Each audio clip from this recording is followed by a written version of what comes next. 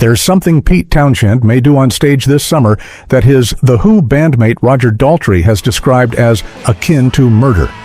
Pete Townshend has a historic passion for smashing his guitar on stage, but his habit has left co-star Roger Daltrey heartbroken, and things came to a head during The Who's London press conference last week. As they held a Q&A moments after announcing their plans for a farewell tour of the USA, Roger shuddered. "I'm not the person to ask about guitars." When asked what model his favorite guitar is, Pete dismissed them all as mere slabs of wood with strings. He continued that, while older guitars can become collectible and valuable, he's unemotional about them, as he just sees them as tools. Frontman Roger, on the other hand, couldn't have a more different attitude.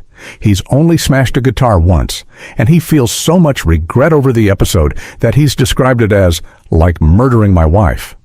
The guitar Roger did smash was worth 50 gigs, and he still remains remorseful to this day, whereas Pete talked at the press conference about how in the early days he'd play 4 gigs a day, smashing his guitar at each one.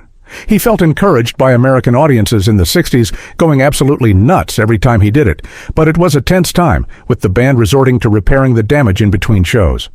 Feeling that fans expected instruments to be broken, with the likes of Jimi Hendrix doing exactly the same thing, Pete learnt to break the neck of the guitar in a specific, safe way, which would enable him to glue it back together after shows.